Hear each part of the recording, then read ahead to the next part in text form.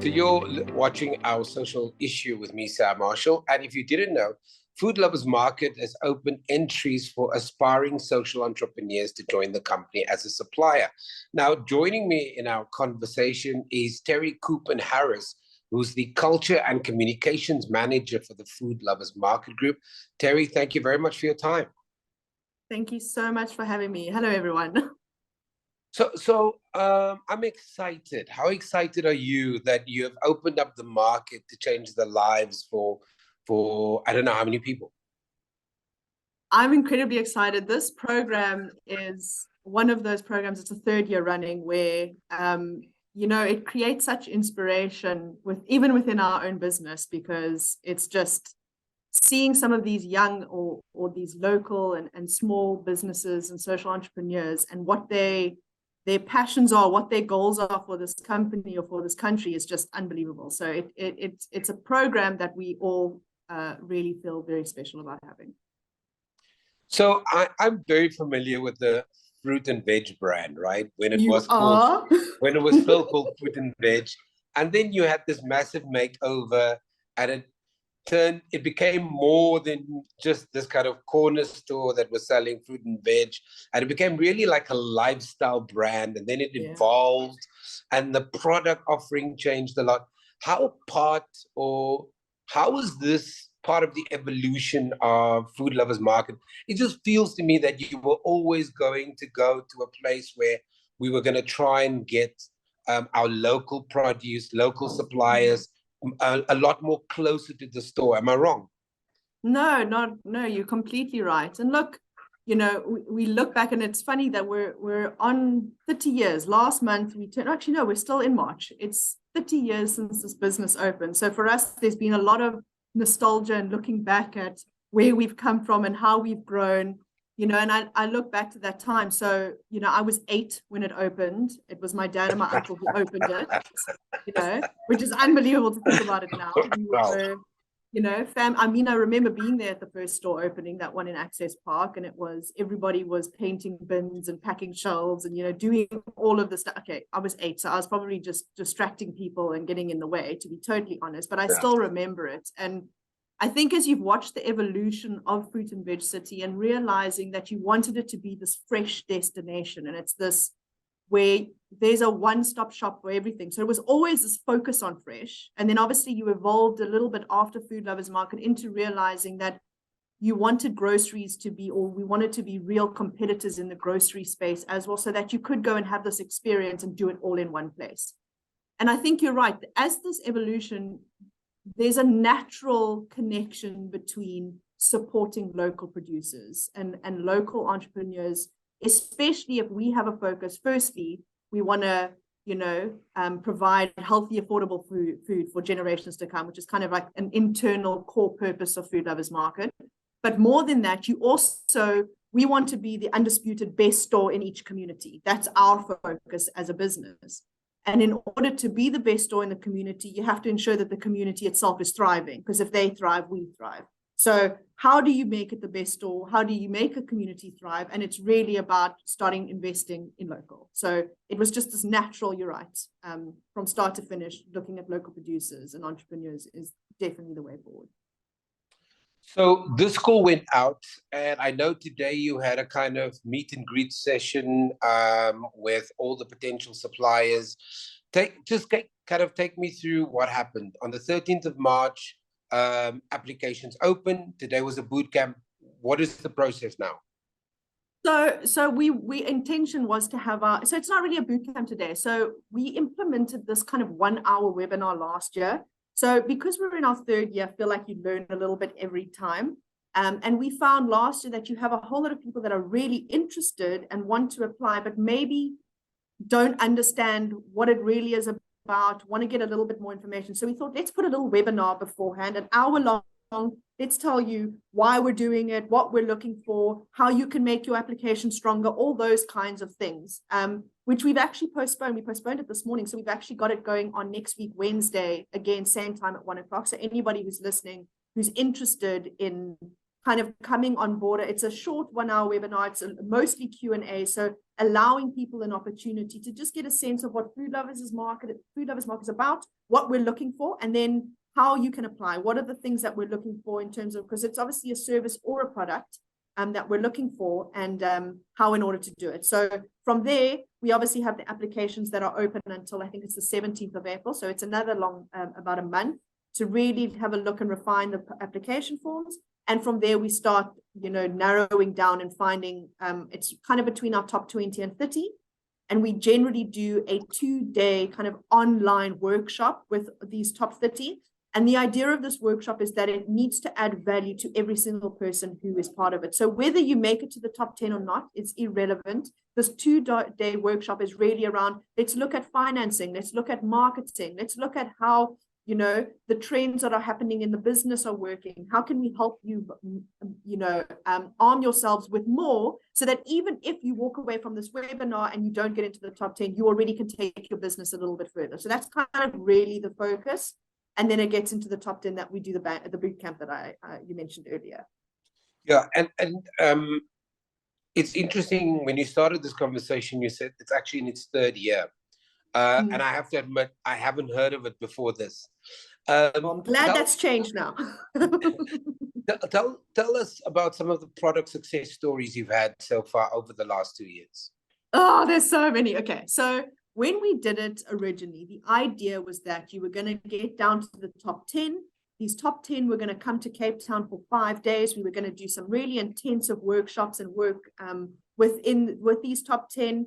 It obviously helps them as a network kind of create this network of small or social entrepreneurs. And then at the end of these 5 days, which has a lot of stuff involved in it, we then kind of have this pitch day. So we always kind of marketed it as this Dragon's Den environment, obviously not as scary as a Dragon's Den, because the idea is to help promote people. But it was to find the one business that worked the best, or was the closest alignment with our business and what would work for us and for our customers, and for the social or the small business.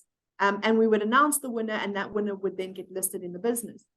Having done that, you realize that, well, actually, not just the winner would be a good fit for Food Lovers Market. So then we kind of opened it up. And I think in the first year, we got about 4 of the top 10 that ended up being listed within our business.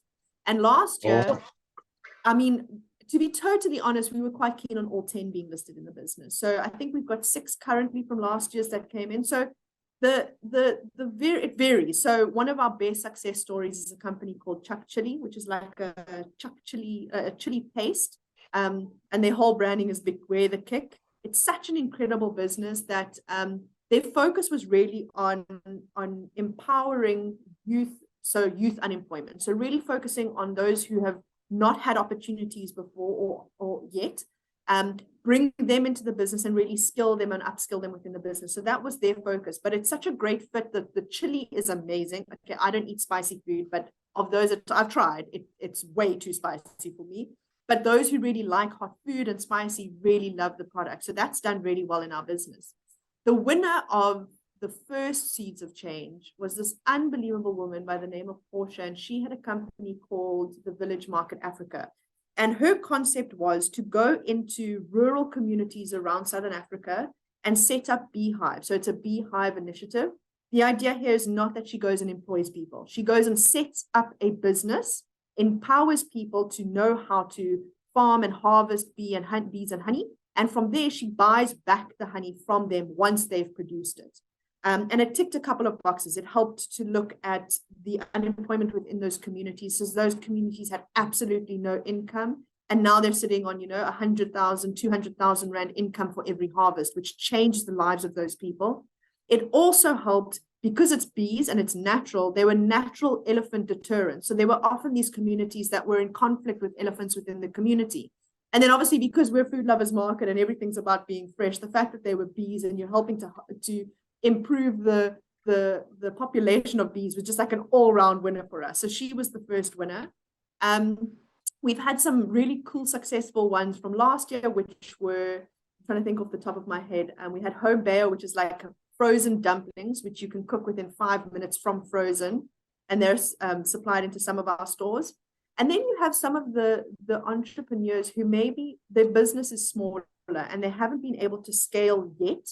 We said Yes. we don't want to limit you. We don't want to say that you have to be able to supply an entire national footprint of Food Lovers Market. Let's work with you. So if there's one called Yamachema, which is a traditional ginger beer, which is still small and it's still growing. So they now supply 1 or 2 stores within their close environment. And as they scale, we'll scale them into more stores. So that's just a couple of the examples of ones that we have.